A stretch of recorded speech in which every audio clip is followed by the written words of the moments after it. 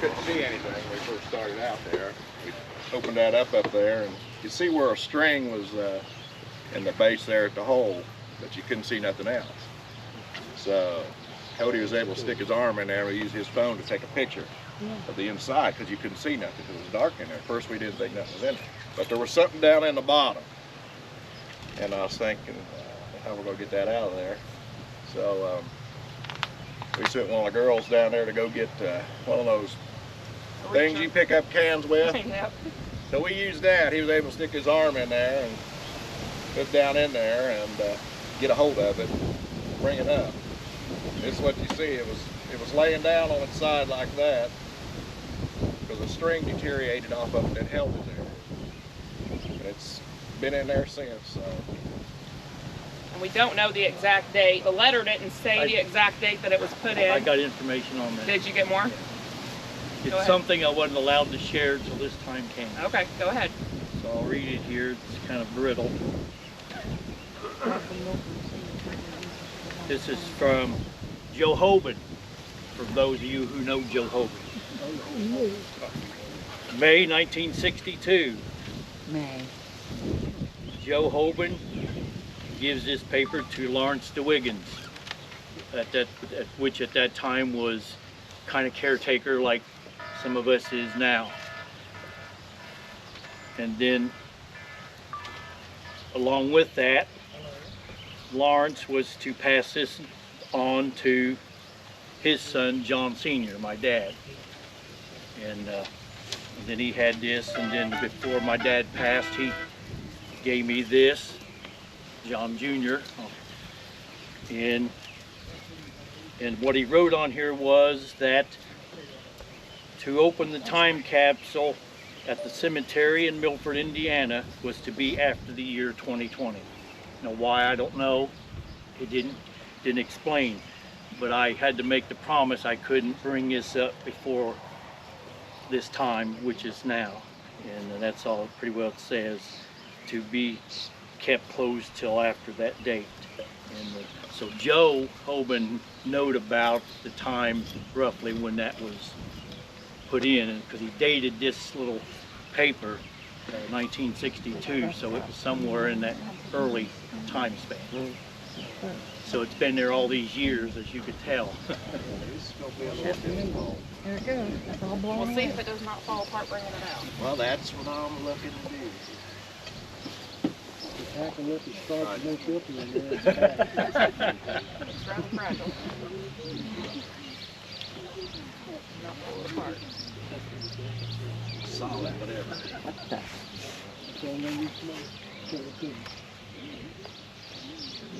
Might have to. We're gonna have to break the jar, are we? Yeah, We're gonna have it probably swelled over time. Newspaper or something more than that. Is there a hammer in the truck? Just open. Cody, get a hammer or wrench, something. We'll just crack this jar. Okay. Otherwise, it will tear it Yeah. up. Yeah, when it's time. It looks like an old mustard jar.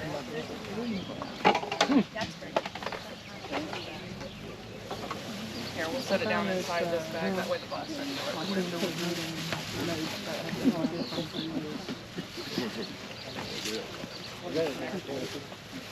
Hey, kiddos, get back for a minute. Kids, move back.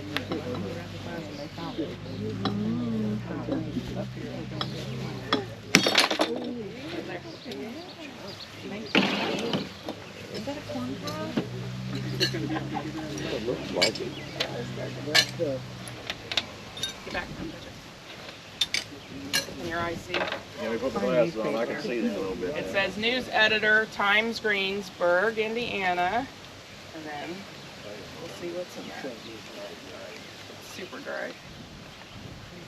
Get it layer by layer. Rolled it up in paper. And we got a book in there. What's that say? A brief for the fish. Alright, well, I don't know what says an appeal for a more humane and ethically fairer method of catching fish than the use of hooks.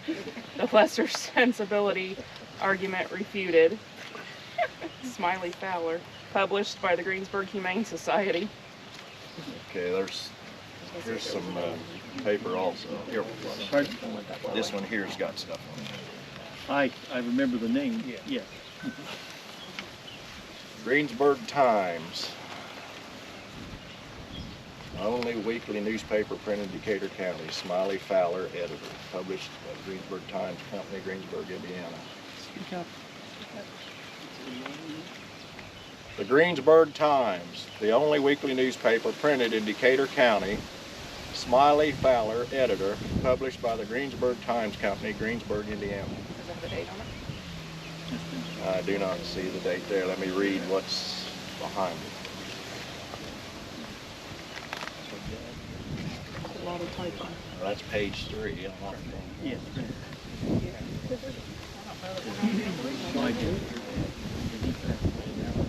That'd be probably the rest of it. Yeah. And I told not to disclose anything. Here, I'll read what I got here then. I just kept that promise. Milford on Clifty. This sketch is being written in the year 1961. A few families from Virginia settled on the banks of Clifty Creek in 1920, and shortly afterward were joined by others coming from Kentucky, Ohio, Tennessee, and Pennsylvania. The land was lost entirely, covered with dense woods, and the stream was much larger than it is now. The first settlers discovered very rich soil, a fact due to glacial deposits from the Great Ice Slide of 12,000 years ago.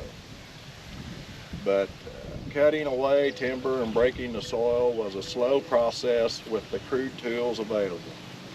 Indians of the Miami and Delaware tribes had moved out of the region, but the forest held other threats for early settlers, and the swamplands often menaced them with ague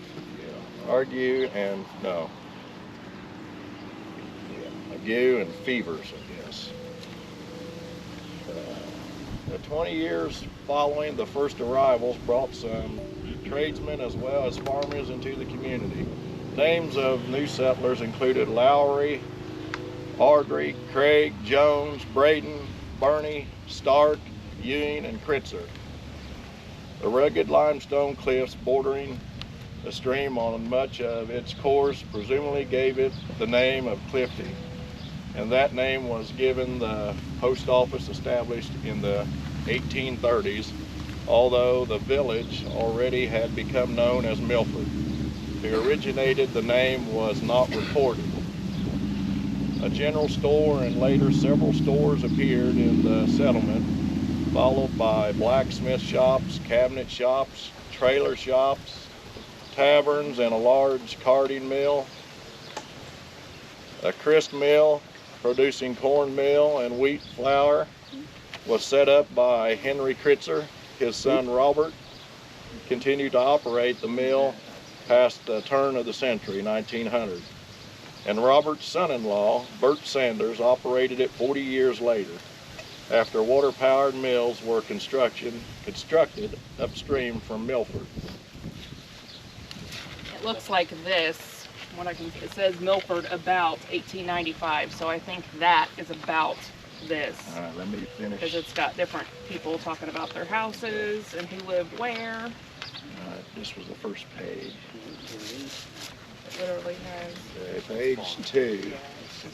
with Several men of the community joined the U.S. Army in the war against Mexico, 1846-47. In the war between the states, 1861 to 65, almost every able-bodied man in the community, many boys of 16 years, went into the military service.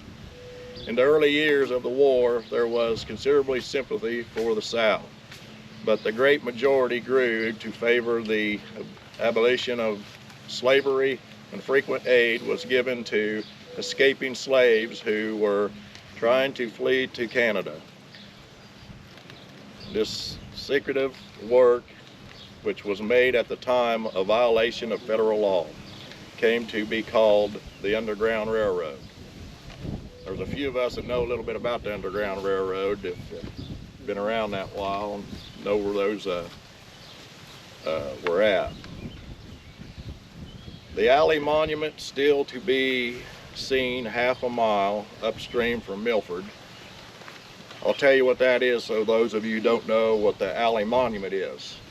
It lies directly back there on the Pumphrey farm in the corner on the northeast side of the creek on a hill. It was part of the alley farm. Doddridge Alley, his wife, are buried there, and 3 children of H&E Alley, which I have not found yet, that are buried there in that monument. It's walled in with a 3-foot wall on 3 sides and a pillar wall on the back going up with the stone in the middle and the ones on the inside. Okay.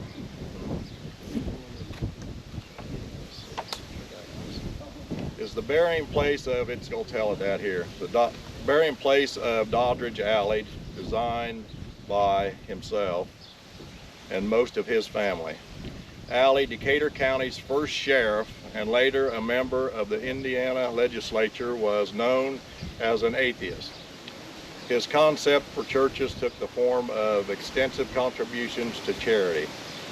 During the war, he